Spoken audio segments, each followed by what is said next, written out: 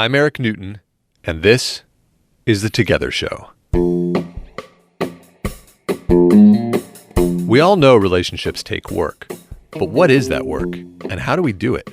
As a former divorce lawyer, I've watched thousands of couples break up firsthand. Having seen the worst in relationships, I decided to try to help couples stay together. So on this show, we talk to real couples and find out what love really looks like. And I think that was the thing that was missing before, was like he wasn't really present with me. And so I think that's what made him capable of like breaking so much shit in our relationship. It's like he wasn't fully there. And I can feel that he's here and that he wants to be here. That's such a big change. Welcome to the show, everyone. Thanks for listening.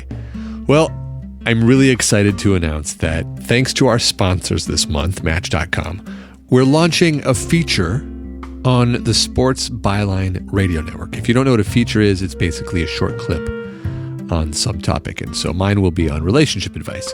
That airs today for the first time, and I'm pretty excited about it. So if you happen to hear it on Sports Byline USA, let me know. I would absolutely be tickled to hear what you think. Okay, now on to today's interview.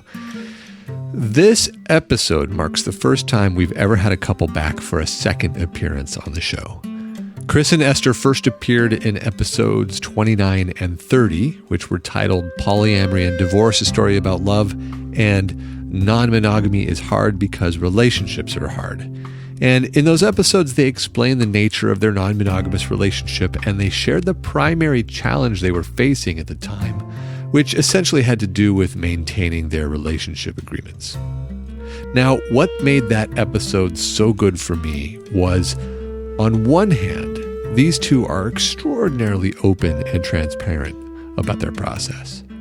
And on the other hand, there's no tidy ending to this story. And that made it so real for me. And I'm happy to report nothing has changed. If you've listened to the show at all, you know that my view is that conflict in a relationship is inevitable and that the conflict is an opportunity to create depth. These two exemplify that messy reality perfectly. There's no tidy solution in this interview, and their relationship is very much in process. But these two love each other nonetheless, and Chris and Esther are very much together. So with that, let's go to our interview with Esther and Chris. Welcome to the show, guys. Thanks for having me back. That last episode, your last appearance on the show was one of our most popular weeks. And, people were in love and scandalized by both of you. Reasonably so. Reasonably so. Fair. And I think everybody was amazed at your willingness to be transparent. I mean, it's just crazy. It's wonderful and unusual. So, but you were just saying that people said that or came to you and told you about it. So what were they saying? Yeah, I mean, over the course of, I would say, weeks and even months afterwards, I heard from friends and longtime acquaintances, people who I hadn't heard from in a long time, reached out to say, hey, I listened to your Together podcast and I feel like I have this like inside glimpse into your relationship. And I think that maybe the reason they came to me was because a lot of the feedback I got was kind of like, oh, you've sounded kind of sad and how are you doing? I think that was really what people came to check in with me about. Was anybody telling you what to do? There were certainly people who were like, after hearing your podcast, I'm surprised you're in that relationship still. Or checking in to say like, well, have things changed? What's up? Well, and then things did change, right? Because I hadn't been in touch with you guys for a while. This was the funniest thing. Oh, God, here we go. Funny is one word for it. It was so great. I hadn't been in touch for a while, and I emailed you. I was like, people love that show. You guys said before you might want to do it as part 2, so what do you think? And Esther, you sent me this email that was long. A novella. Yeah. It was thorough. It was direct. And it was direct to the point. You said, I've left him, Yeah. and this is why. He continued to break rules, and I couldn't stand for it anymore. And so I'm willing to do an interview, but it's going to be a post-mortem. And you copied him on it. That was the funniest part about it, was that it was so clear. This might be the first ever breakup email sent to a podcast interviewer. Well, that wasn't the first you'd heard of it, was it? That was the first time she used that language, yeah. That is a record. I'm cheering right now. That was a breakup email. Well, we weren't talking, and you sent me this email, and I was like, well, I let it sit in my inbox for like a week, and then I was just like, it's staring at me. I need to email back. And more importantly, I mean, we were separated at the time. That was the language we were using, but frankly, I was done. Yeah. And I felt like we had broken up. I mean, to me, there was no difference. I mean, we weren't together physically. I was in New York and he was in San Francisco, and we hadn't even spoken to each other for like a couple of weeks at that point. And I just was like, okay, it's over. Yeah. And that's what my email to you was saying. And yeah, because I hadn't talked to him, I CC'd him on it, and that's the story. Because you were so direct, I assumed that you had talked about it in advance. And then, Chris, you didn't respond right away. No. I responded to her and said, well, I would love to do a postmortem. That would be cool for me. And then checked in with you and said, well, what do you think, Chris? And you said, yeah, if she's willing to, I'm willing to. Which, again, guys, blew my mind. You two are just so cool. To be willing to be transparent about the mess. And that's the point of the show, by the way, is to be transparent about the mess. It's good for all of us. Yeah. So, okay, that was last I heard, that you were broken up. And now here I am in your apartment. And the text that you sent me was, come over to, quote, our place, because that'll be easiest. So I assume that to mean that you're back together. What This is not a postmortem. This is a postmortem of the possible postmortem. And so there is life after death, apparently. I mean, the relationship that we were in when we did the podcast, so maybe a timeline for listeners is useful. We recorded the first podcast 10 months ago. Yeah. And then that email was sent to you 3 months ago. Yep, about right. So, in the 7 months that had transpired since the podcast, things had devolved and we broke up. And so the relationship we were in the last podcast did end. Yeah. It was over. And we were broken up for the summer and got back together at Burning Man.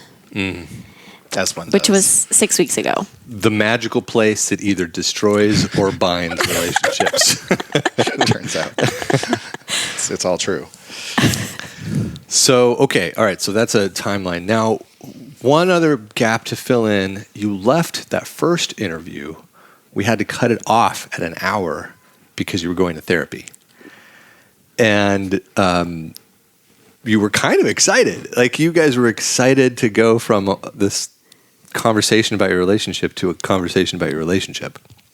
I'm curious if anything interesting happened in that session. But if not, I'm curious what happened in general in therapy, and if you stayed in it that entire 10 months that we're talking about, or 7 months in this timeline. I guess I would say that the couples counseling that we were doing at that time was sort of predicated around figuring out if there was, I don't know, common ground or common language that we could use to talk about what we were doing and how we were doing it. And I listened to our podcast again, our recording, and Recently? Yesterday. Yeah. I figured I should find out what I was going on about back then. And, I think one of the reasons why we're willing to be open about like this process is because it's a messy one, and it's there's no real guidebook per se to running a non-monogamous or like open style relationship. There's a lot of stuff written out there and there's a lot of resources, but when you actually get into the meat of doing it, it's tough, and we don't have a lot of tools to connect into some of the things, some of the person development work that some of us haven't done or had, I guess. And so anyways, that you guys had? People in general, but sure, us. Yeah. And we'd done some of the work, and we'd gone to like counseling and therapy and done those things too. But every relationship is unique, as I said then, and that's true. And so I think in finding this couples counselor, the idea was like, well, we struggled to sort of figure out how to do this well. Can we figure out a way to do this together?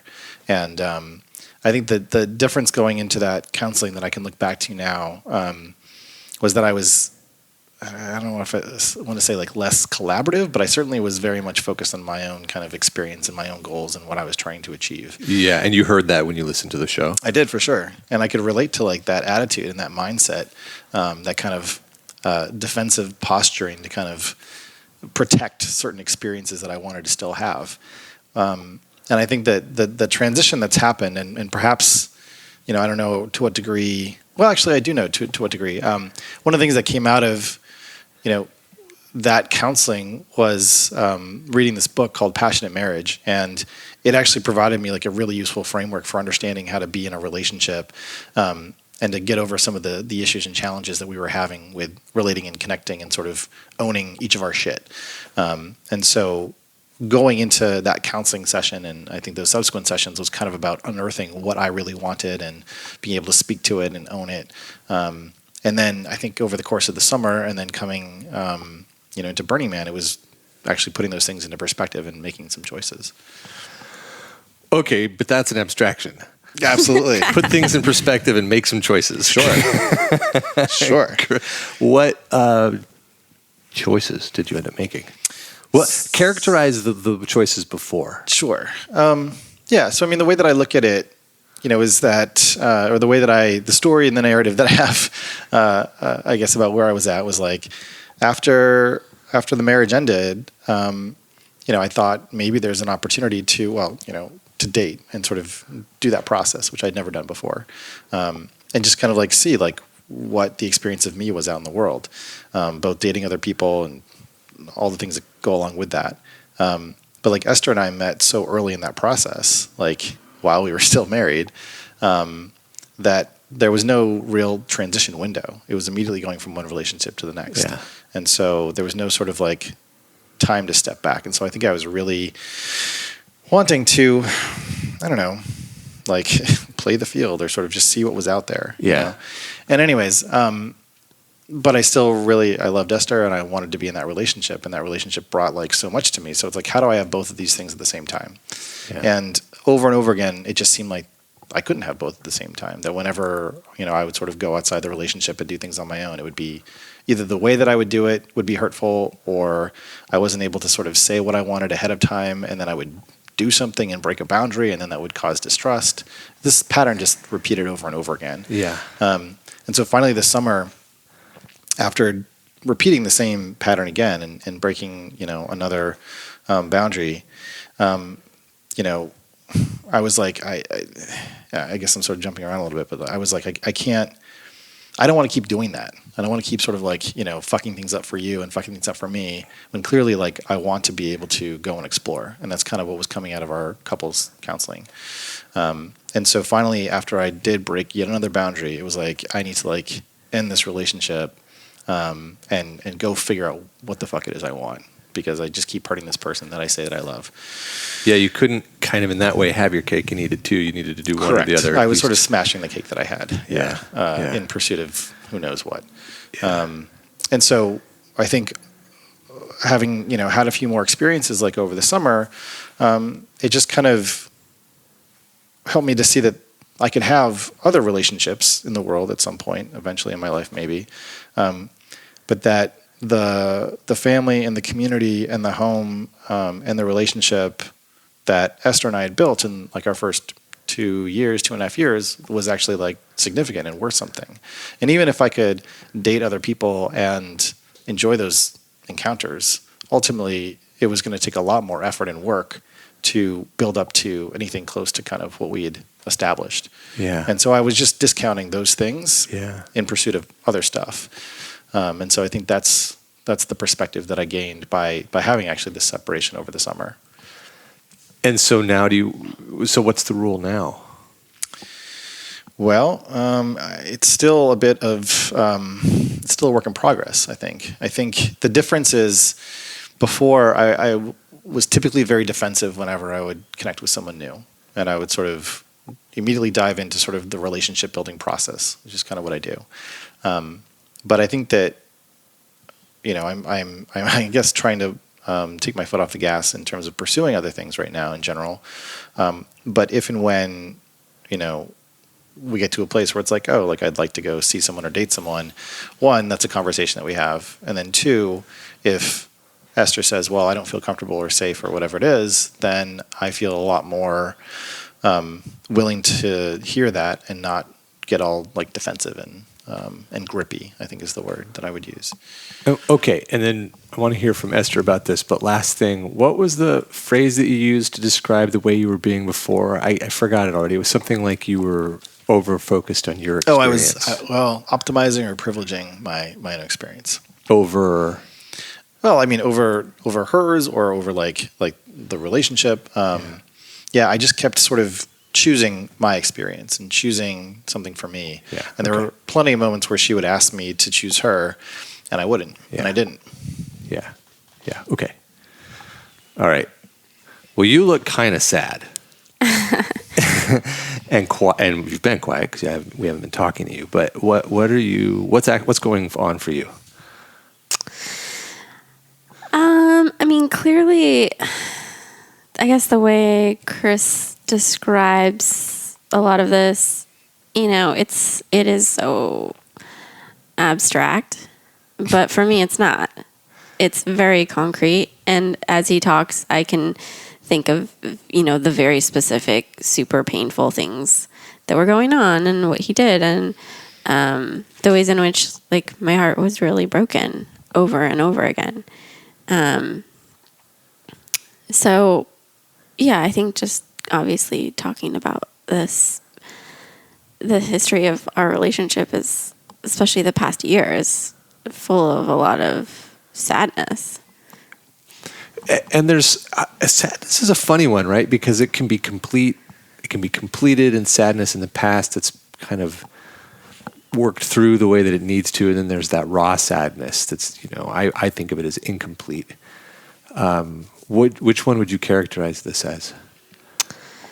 It's still incomplete. I mean, I think I am in the process of forgiving him and rebuilding that trust. I think I changed a lot over the summer as a result of,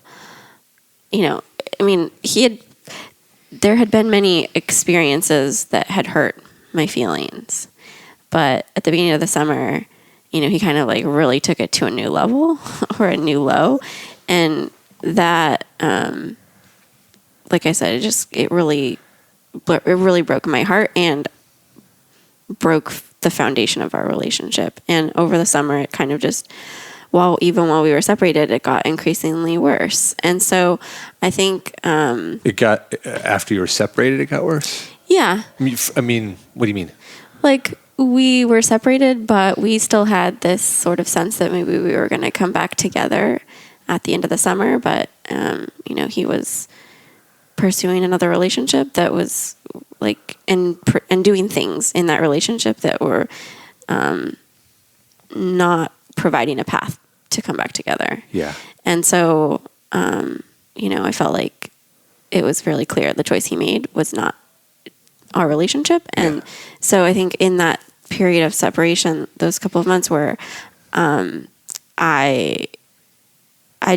don't know, I had to find in myself like a kind of strength and resolve, and I had to just really let him go and kind of get over him.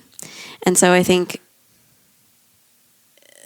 there's still this tentativeness, or there's still this part of me that's trying to figure out how to be all in. Like, what does that mean? And it's your experience, so there's work for you to do, but I'm wondering if there's anything you need from him that he hasn't given you or that you haven't asked for. Or, anyway, is there anything that he needs to give you or to do? I can't think of something. I mean, usually what it is when somebody's feeling this way, it's usually something along the lines of he hasn't acknowledged. No, I think he has. But yeah, okay. So, but it seems like he has. Yeah, he has acknowledged. I think without reservation. I mean, it took time, but I would say like point by point, if I were to like lay out in a conversation with him, here are the things that really, hurt me. I think he would say yes to all of those. And so then the second thing that usually is missing is, well, broadly trust that he wouldn't do it again. Yeah, I think that's the thing. It's I think there hasn't been enough time.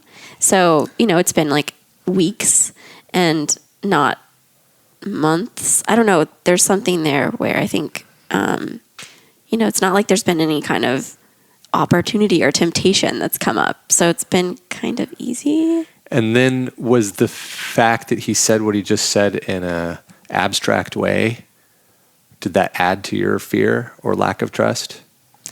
No, I think it comes from a protective place of not wanting, of not wanting to be too concrete, not wanting to like, I think he wants to protect himself. He probably wants to protect, in this case, another woman. I don't know. I guess that's where I imagine it comes from. Whereas I don't feel that way at all. I don't feel protective of, frankly, either of them. They weren't protective of me, so they weren't. Yeah, it's a funny thing to say. Everybody here at the table laughed in kind of a scared way. It's also a sad thing to say, and a scary thing to say, right? Because it's sad because it implicates a possible breakdown in the future, and it's scary because that breakdown is potentially around the corner. There's also... How do you hold that, Chris? There's some question as to the relevance of some of the details, especially for like a broader audience. So I think she's right in some respects. Like there's some protectiveness. I will certainly own the things that I did that were irresponsible and not like useful personally. And that also, of course, like hurt her more than other things that I've done in the past. So again, I have those things in perspective and I have them in mind and I know specifically what they are and I don't intend to repeat them. And you apologized. Yeah. I mean, part of my experience, I think your listeners may be somewhat skeptical about Burning Man, but that's fine. Like at least for me, I'll speak from my own experience, like it's useful to have this separate context that's apart from everything else that goes on in your life. And in going there, she and I went separately. We actually like camped separately, and we intended to actually spend our time like separately. But then we saw each other, and there was just kind of like this, I don't know, internal momentum or just magnetism that sort of brought us back together like every day, even though that was kind of explicitly not our goal. And in being in that environment and being in that context and space, it allowed me to really connect with the experience that I'd caused her in a much deeper way than I'd been willing to or able to before. And so I could actually see and feel like viscerally like the pain that I had caused, and I could see it. And like I went through a lot of like just grief and anger with myself while there. And whether we were gonna get together again as a result of meeting up at Burning Man wasn't necessarily like my goal. It was kind of like, this is what I'm feeling right now. And like, it feels like a very pure kind of feeling, which as you can tell, as abstract as I'm able to be, like I have a lot of rationality between the way that I feel and the way that I sort of express myself. So not having access to my feelings all the time is super annoying and problematic. I mean, in some ways, this is why in the past I haven't been able to own things, like when I want things, when I'll say like, oh, I'm just going to go make out with this person, and then like I cross a boundary. Maybe it's something that I deeply wanted before, but I wasn't able to say that because I was sort of trying to, I don't know, protect her feelings or something like that. So, well, that's. I'm glad you said that, because that's what I want to get to is the crux of the issue. Mm-hmm. It's an odd one. because it's not that either one of you doesn't want the other one to have sexual experiences outside the relationship. The rules of engagement are already blown way out from the average American set of rules, right? The rules are the rules clear right now? Is there a clear boundary line of what they actually are? They're being worked out. I would say like they're not 100% clear, but that's part of what we're committing to. Yeah, I would coming say to that, more clarity. Like, we are going back to couples counseling, and part of that work is to try to define better boundaries or better guidelines. Do you have interim I mean, guidelines? the thing is, like, we've had boundaries. We've had very clear boundaries. I was the only person who respected them. That's what I was going to get to next, is that what it seemed like before was that it actually didn't matter what the rule was, that you wanted to push it, if I'm being really honest with you. And it kind of, I left that interview wondering, would he just push any rule that existed? Kind of, because that's what you needed to do, needed to. I don't know what the appropriate term is there. Something that I do. That you do? Yeah. Like, in all aspects of my life. Yeah. Which, consistent at least. And arguably probably makes you a very successful outside the box Depends on how you define success, but yeah. But in a relationship context, it causes pain. So, but is that it? That any rule that gets made is going to get pushed, so it kind of doesn't matter what the rule is? I will say that is a fear I have. It's one of the reasons why I'm not super, interested in, I struggle with the idea of what the boundaries are, because I feel like no matter how reasonable they are, I have a fear that it's not going to be respected. And I just don't have I really don't have it in me to be disrespected again. Yeah. But you're still here. I know. So we got to come back to both sides of this, because the one side, the obvious side, the side that everybody picked up on and came to talk to you about after the last interview was, well, Chris, he breaks the rules. But the side we didn't really talk about because we didn't have time, and also because you're too charming, is, well, but you're staying. Yeah. And this is a two-way friggin' street with two rational, thoughtful people who know what you're getting into. So we gotta explore what the heck's going on. But let's bookmark it, because we are in the middle of this dialogue about the rule. And you don't even have an interim rule, it sounds like. And as a lawyer, I would have said, if you'd have come to me looking for a contract around this, that an agreement to have an agreement is not an agreement. That is not a contract, and it's not enforceable anywhere. I guess, like, for me, I just, I'm not really putting any expectations on him. I don't. But that's having you be really, you're tired right now. Look at you, right? You're kind of drained. Are you 100%? I know you're working hard, but you don't seem fully alive right now. I think it mostly has to do with work. Just putting a lot of hours into work. She's wary. And yeah, she has a reason to be fearful. Yeah. And I think that, she said it before, but she has a lot of tentativeness, in this moment, because my behavior has been fairly consistent, if not disappointingly so. And there's a question as to, well, how will this change or manifest going forward into the future? And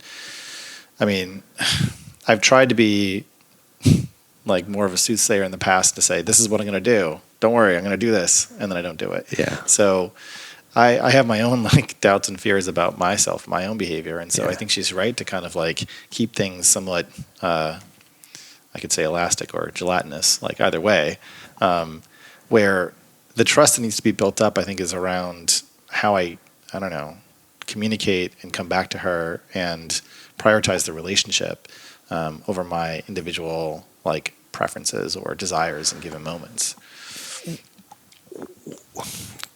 What is it that you're needing? What am I needing? Well, I mean, I think for a while, the external validation was useful. Right. But that was obvious before. Sadly, yes. Which I gotta say, dude, is so common. I mean, and particularly for guys, like, if I may put myself in your camp, Sure. who were just flat out nerds. Sure. Ostracized for most of our younger upbringing, could not get a girl to look at us. Mm-hmm. You hit this point where suddenly you're attractive and you not only do you want to do the things you do with girls, but you also want to know that you're good enough to get them. Yeah. But at some point, that, like, do you just have enough of that, right? Or you complete, because you can't fill that hole. Right. Well, so this actually, like, I mean, I think those are good points, and like part of the, I don't know, demeaning is too strong a word, but like if you're in a relationship with someone and they keep seeking validation through other parties, then eventually you're like, well, what value does my validation bring you? Right. So I think that was part of the dynamic that I needed to like take a look at. The other piece, again, which came out of this passionate unless marriage, it's a thing where you need her to love you anyway. I see. This is the point that you were bringing up last time about whether or not, like, I need to push these boundaries just to, and this. I mean, if we want to go all the way back, like, sure, like, I can see a connection to like the way that the dynamic with my mom sort of might have influenced that pursuit to like constantly be breaking rules and boundaries to see if she still sort of was there to love me. Right. I think she still does. Fortunately, even though I did a lot of shit. And now you're so self-aware of it, it doesn't have the hook that it did. Like last time you were like, what? Yeah. Now you're like, eh. Yeah. So, okay. So keep going with it. Something else is I mean, I guess like I can accept more that may be at work than I probably could have earlier. But there's no real satisfaction that comes out of sort of breaking the rules and then upsetting like Esther and like causing this pain. And like there's the pursuit of like validation and external validation unto itself, which maybe had its own gravity for a while. It was like, oh, this is great. Like here's a context or sort of a framework for describing this stuff, i.e. non-monogamy and all that stuff. But yeah, not only have I heard from plenty of people who are like in the space or have been in non-monogamous relationships that eventually it kind of like washes out and becomes a lot less interesting relative to the kind of validation that you can receive by building a relationship with someone, which is achieving actual intimacy. The ability to hold on to yourself and reveal yourself to someone else and then share that version of yourself with that other person to have that person receive that thing. Which is where everything comes from in a relationship. The sex, the safety, the trust, So I think, again, like if I were to like summarize a bit of what I've learned, I guess it's like I took a lot of the relationship for granted because I didn't have a lot of other data points to like think about. In other words, the connection that like Esther and I share in a lot of moments seemed like, oh, the kind of thing you should be able to have with lots of people. Like you just, spontaneously get to like level 9 intimacy, like without going through levels 1, 2, 3 and whatever. Never mind the fact that probably most people never get past like 3 or 4. Yeah. So again, like I was super like lucky, privileged, like whatever to meet, Esther as the first person that I saw on like an online dating site. Yep. And suddenly we had this like super deep, crazy connection. I'm like, well, if I could do it on my first shot, then what if I keep trying? Yeah. So I think I just didn't have a way of, valuing what we had until going through like this experience this summer and like losing the relationship and causing all this pain and seeing how I could kind of like get by on my own, but ultimately I would want to have a relationship, and when I want a relationship that's not unlike the one that we already have. Yeah. So you can keep kind of going back to the well, if you will, and trying again, but at some point you have to say, what we have is actually a good foundation, and what we want to do is to keep sort of growing in this direction. And what I've been doing is like undermining that because I have this kind of belief that there's still stuff out there to explore. So I think that my attitude has really shifted and changed. And again, to go back to that book that we both have read. It talks a lot about the concept of differentiation, and differentiation in contrast to emotional fusion. And when two people are in a relationship and they're emotionally fused, you start to relate everything that the other person does to you, and you start to take it personally, and then that gets, you're sort of like in this cat fight all the time. Totally. And so I think she interpreted a lot of my decisions that were privileging myself like sort of against her, and I interpreted a lot of her experiences where she was feeling pain as against me. But these were two different people having these experiences, in a shared context. And as I sort of saw that more clearly and started to realize that I can actually differentiate and kind of choose my own behavior as opposed to acting in reaction or response to her, that gave me more license to like own my shit and make the hard decision to say, actually, I don't need to go seek external validation. I can just tell myself that, at least in some moments, like I feel like I'm enough. Yeah. What are the odds that you'll get a date by this weekend? Well, if you're on Match, they're pretty good. 1 in 3 relationships starts online, and more start on Match than any other dating site. So if you're single and looking to meet people, you've got to get on Match. We already know that online dating works, and Match is the way to go. They're not only number 1 in first dates, but in second dates too. Match makes it easy to find that great connection. You can also download the Match app to have matches sent directly to your phone so you can set up that first date from anywhere. Meeting your match has never been easier. Just go to match.com/together, and for a limited time you can try Match for 7 days free. That's 7 days completely free to search and connect with thousands on Match.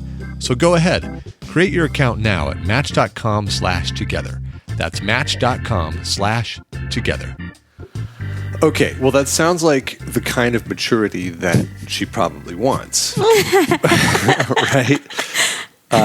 So, and I guess in one way to look at it is just kind of see what happens. Like, does the rubber meet the road with being willing to not break the rules?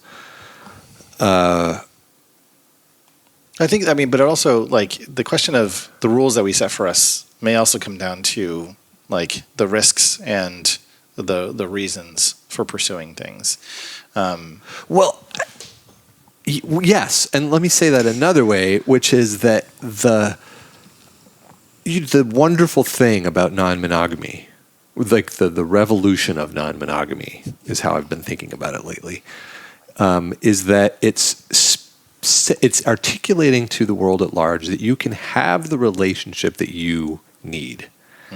And as exemplified by these crazy people who have sex with all their friends, right? Which that's how most Americans view it. Well, gosh, if they can do that, then I can do what I need. Well, I can get what I need, which might be in the context of monogamy, but I can still get what I need for God's sakes. And since you're already over that barrier of what most Americans are willing to experiment with, it seems to me that you can really get whatever the heck you need if you can designate it within the bounds of some rules. Because, like, that's the thing. It's just the rules you set up. It's just the rules that you set up and you guys agree to. That's your relationship. Well, that's what monogamy is. Monogamy is basically a template. It's like sort of like a templated legal document that says, here's what you agree to. And, you can like quibble with some of like the terms, but for the most part, the structure is pretty well known and pretty well understood. And it's very binary in terms of the way that it sets, more explicit concrete boundaries around what you can and can't do. Yeah. I think the idea of non-monogamy is sort of to say, well, we're specifically not using that contract, and we're going to sort of invent our own version of this. We may take parts of monogamy that, actually work and are useful and reasonable, but there are other parts that we want to carve out and describe for ourselves. The bigger point of which is that it's just an agreement, right, which you guys don't have. Partly because I don't think you know what you need yet. What were you going to say, though, Esther? Because you took in a breath, and I was already spouting off on a probably worthless point. No, I think it's just more like, I think that the challenge of non-monogamy is that in creating a roadmap that's unique between these two people, or in a group of people, however it works, that it requires everyone to come to the table in good faith. It requires that those people are not completely selfish, self-absorbed people who can have empathy for others. and who have fairly good judgment about the people that they're going to engage with, and can be like trusted to I don't know, be honest and maintain boundaries. I don't know. I just found that, you know, the relationship we had before, that was not what was happening. Right. And so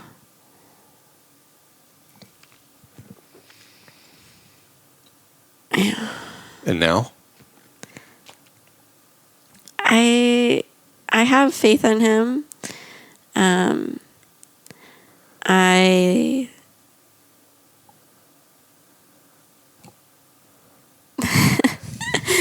I'm looking at him in the eyes and struggling with what exactly to say. I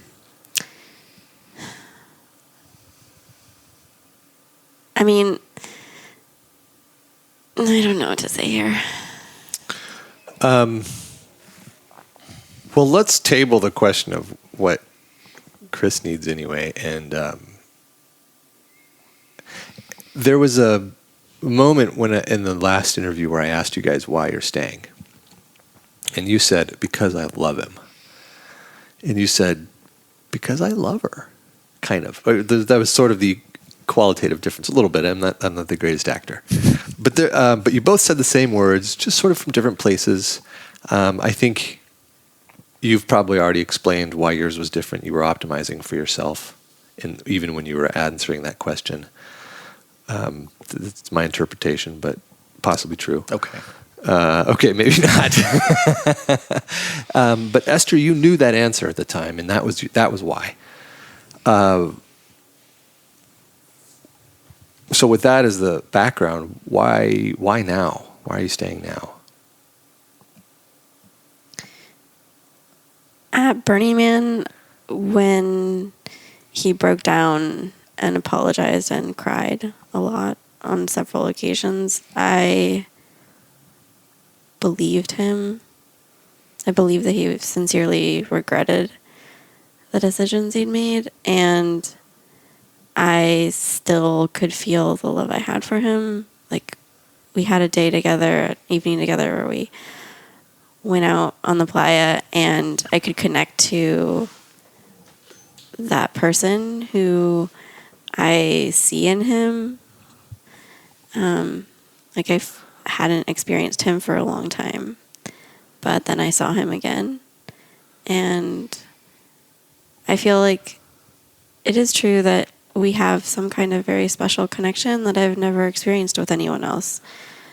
So, you know, I've just never been this like deep or vulnerable with someone. And so when he came back to the table and said, you know, I really actually do want to be here,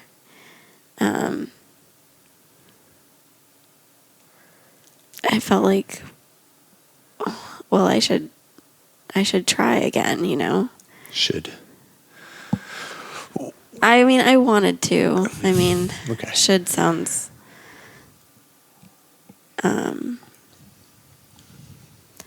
too ambivalent. I mean, I wanted to, and I want to be here.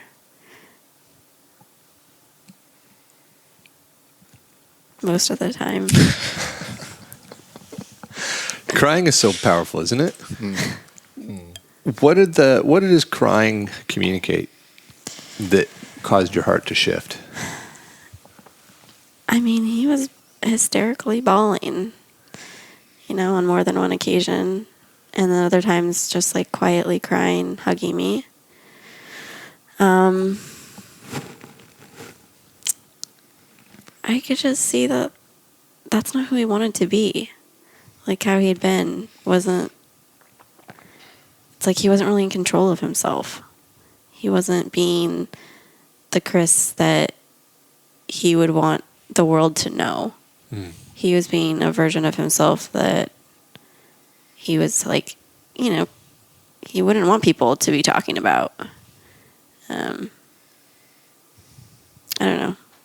I guess I just felt like I could see that he really did love me. I hadn't felt that for a long time. What do you think was being expressed on your end? Well, I think I was just deeply connecting to like her pain. I mean, it was so visceral. And, I do a pretty good job of like isolating myself from my feelings, like as I mentioned. And I think that also includes, the way that she has felt, regardless of what's causing her pain. And so, maybe there was like this out of body kind of experience where I just kind of didn't associate my actions with like her pain, or I denied like validating her pain. You mean most of the time before? You were so mean. Yeah, I was an asshole. I mean... And I was greedy. Yeah. I mean, just terrible. So, I mean, he didn't care about me at all for months, And, like, anything that I thought was remotely sacred in our relationship, he made sure to show and tell that it wasn't. So, I guess, yeah. I guess, like, that's where the hesitancy or the nervousness, when I, like, sit and really think about it, comes in. Of just, like, now I know the full capability of the person that I'm choosing and that I want to be by my side for my life. And,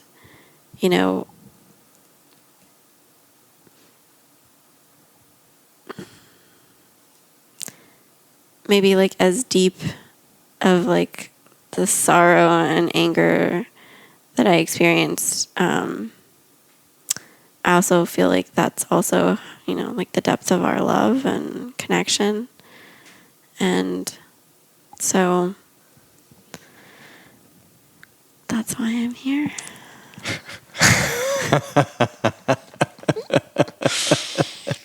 Well, let's see if I can summarize it.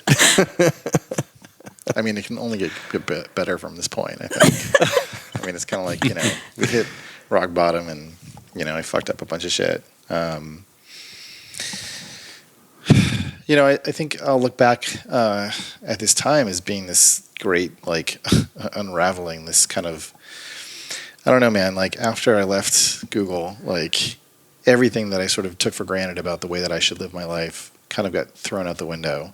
And I've been flailing for a while, been trying a bunch of things and breaking shit along the way, and not very elegantly or, patiently.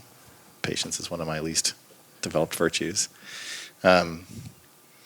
So, yeah, I mean, I'll put it this way. In the past, she knows this, and this actually sort of came up as one of her concerns.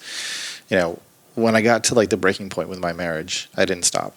I just kept going right through like a bulldozer, and I destroyed that relationship.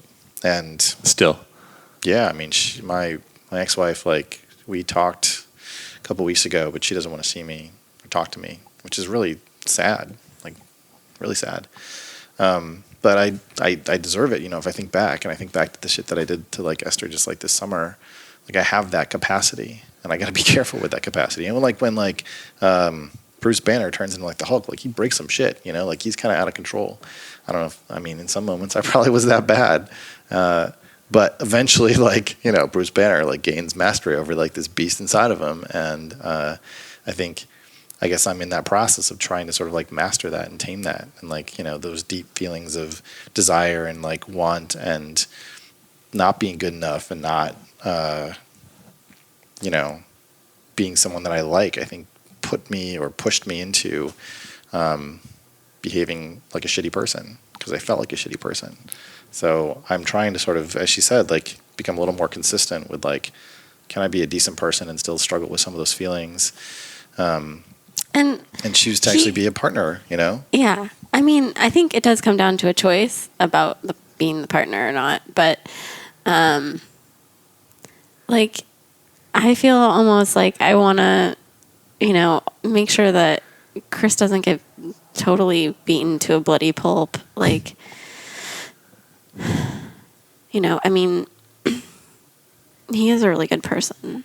And, you know, one of the things that's happened since Burning Man is he has this capacity when he shines his light. He's like the light of the sun. You know, he has this like, just like charisma and like energy and passion.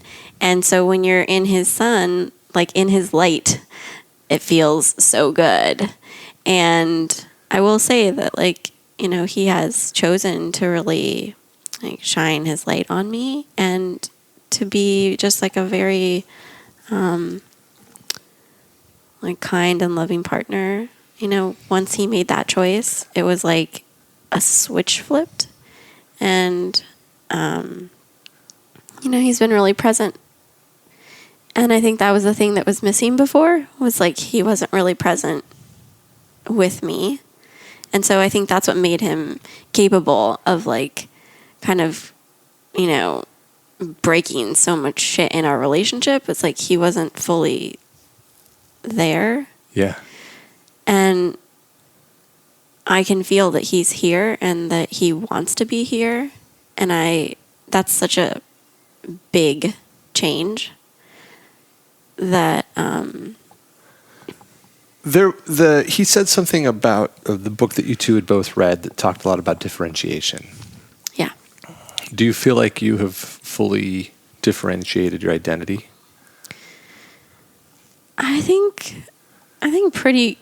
it's pretty well differentiated. I mean, I don't know if it's totally done. That work is done. I think he's somebody who I have to be really careful of. I notice this in myself. Like, I'm one to want to melt into him.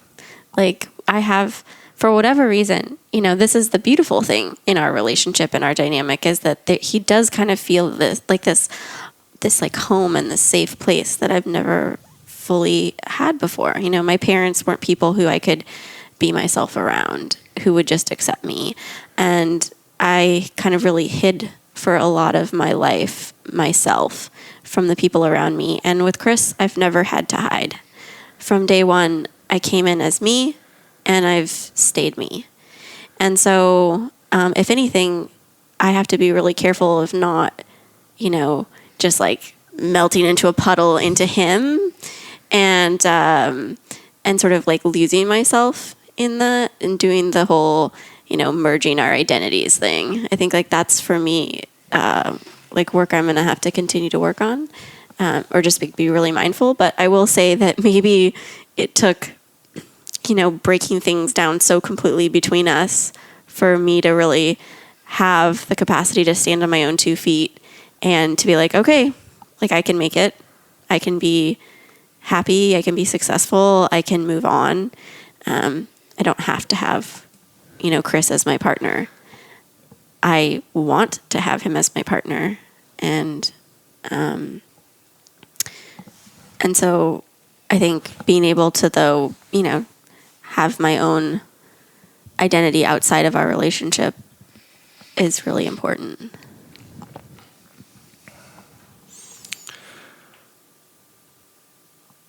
Okay. Is there something I should be asking that I'm not? Probably. What is it? Well, I mean, I'll say 2 things. I mean, one, you know, Esther feels very different. Like, now that she's like back, like part of this summer too is like she was in New York, launching her new company. And so there was this great sort of perfect, I guess, built-in physical separation. And since she's returned to San Francisco and like, you know, now we live together again in the apartment that we had before, like there does feel like a difference, you know, when before if I did something disappointing, it would sort of almost be like a personal like reflection on her somehow. Now, you know. Yeah, I think I used to be like, well, what's wrong with me? Yeah. Why am I not good enough? Like, what the fuck? You know, and I took a lot of that on myself. And then, you know, the summer happened and I was like, oh shit, that has nothing to do with me. Great. Okay, good. So like, this is not my shit to own. And I was owning it for a really long time. It might and still trying to not fix work him. out. Yeah, trying to fix him. Okay, good. I like so it might still not work out. Who knows? But it's not about you. It's funny when I hear you say that, I feel like, you know, like it's true. Of course, there's no guarantee that it will work out, but my God, I wouldn't be back here if I didn't think that it had a really strong shot of working out. Well, you're so much more awake now. At the beginning of the interview, I said, "Look at you," and I felt bad about saying it, but you were like, you were a completely different. You had a completely different affect. I felt nervous. Starting the interview, I felt a lot of nervousness about what we could or should talk about. And I have anger about what happened this summer. Yeah. And so part of it for me is there's the part of me that wants to just be like, yeah, here's what happened. And, I'm really angry. And then there's the part of me that's like, that is not useful. I just really fundamentally think it's an attitude. It's like you either want the other person to be there and you want to help them achieve their goals and to be, working in partnership for, the third pole or your own goals or whatever. Or you don't. Like either you're interested in like walking with that person or you're not. Like I just feel like at some point that it's just it's the attitude that you carry along with you every day. You're both sweet. You're both, you do love each other. You're both doing a thing, to each other and on each other, and to ourselves and too. To yourselves. Yeah. And it's just like this lovely process of awakening to it. We're just being more and more and more aware of what you're doing and why and how, and so that you can create a thing. And I have a lot of compassion for the process, and I hope listeners do too. I don't think there's a good bad guy or woman or bad guy or woman in this one. I think so much of our relationship as it's played out is the result of what we experienced as kids that has kind of come all the way up to the surface, manifested. We've had to look at it. We've had to look at ourselves. We've had to say, oh, wow, some of what we're doing or tolerating or who we're being is a reflection of our parents or things we don't like about our parents or whatever, right?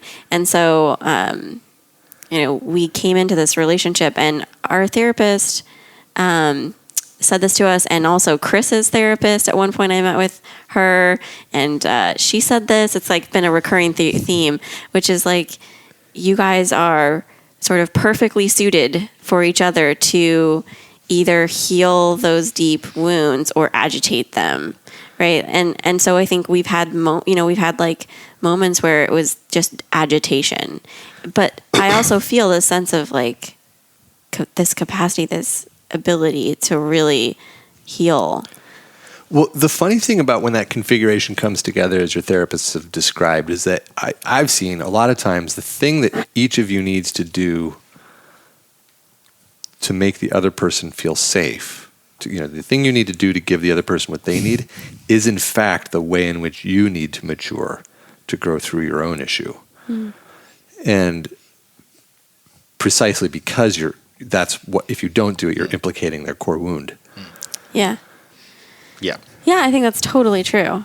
Like my growth is in standing on my own and in having that capacity to not take things so personally and all of that. And I think a lot of his growth is around being able to actually lean in and accept intimacy and not feel overwhelmed by love and connection. And I have like such a desire to, love and like connect. And like, I just, I didn't have enough of that. And so I want to like, have just like, sort of, I have like an engulfing presence of my love, I think. And so, yeah. One of my biggest challenges is this fear of engulfment. In fact, I think that was one of the things that happened at Burning Man. Like the shift was previously, like we talked about like the 3-foot wave phenomenon, where you're like a kid and like a wave looks enormous, but as an adult, like standing there, it just like goes up to your ankles or something.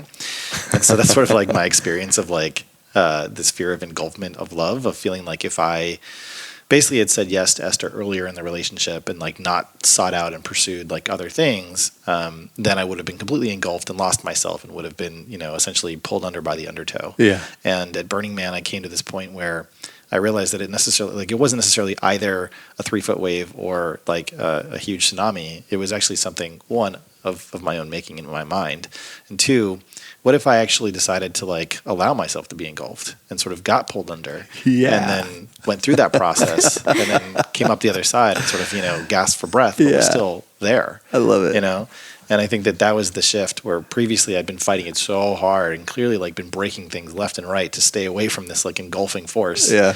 To finally say, fuck it, like I'm diving in, And I think that's kind of like where I've personally gotten to, and now of course we have to see how the relationship expands and adapts to each of us as new people coming through the other side. Yeah. I think too, like I have a deeper appreciation for some of the trauma I experienced as a kid. And what I mean by that specifically is it's given me a kind of strength and an endurance that has been really useful in this relationship. Well, unfortunately or fortunately, your capacity for pain is greater than mine, given that everything you experienced growing up. Yeah, and so in that way, I've been able to look at some of the trauma as a kid and say, like, actually, it's proven to be, it's created this strength in me, and whether it's like, challenges in a relationship or doing a startup where there's a lot of uncertainty and that I'm sort of able to live in a place where there's more struggle. Yeah. And I almost feel like saying though it hasn't felt like a lot of struggle being here, in this relationship since we started it again. Yeah. Even though in talking about it, it's tough for me to talk about what happened. That's sad and that's hard. And there's still lingering sadness and sometimes lingering anger there. That's not my daily experience. Got it. And actually it's been remarkably like comforting and loving. And so to that end, like if all it was struggle, well, I mean, God, why would you stay? But that's actually not my experience, and I don't think that's Chris's experience, or else neither of us would want to keep going. Yeah, it'd be exhausting. Yeah. And it hasn't actually felt exhausting. It's felt really different. Yeah. All right, you guys. Well, thanks again. I really appreciate it, and maybe we can do a part 3 in 9 months. Okay. Talk to you later. Thanks. Bye. Well, that's it for our interview with Esther and Chris, folks. Thanks for listening. If you liked the episode, please post about it somewhere. My secret plan is to have these two back for a part 3 in another year or so, and I figure, the more love we give them, the more likely that'll be. And thanks again to our sponsors for today, Match.com. If you want to take advantage of their special offer of 7 days free, go to Match.com/together, and I'll put a link to that in our show notes. If you like our show, please subscribe to us on iTunes. It makes a huge difference when you do that. Or in fact, subscribe to us on any podcatcher that you use. It makes a difference for our ratings, and so I really appreciate it. If you have any questions or comments, or if you'd like to be on the show, please reach out via one of our platforms. You can find our website at www.together.guide, and there's a contact form there. Our Facebook page is facebook.com/togethershow. Twitter and Instagram are both @together_show, or you can email me at host@together.guide. Well, that's it for today, folks. See you next Monday.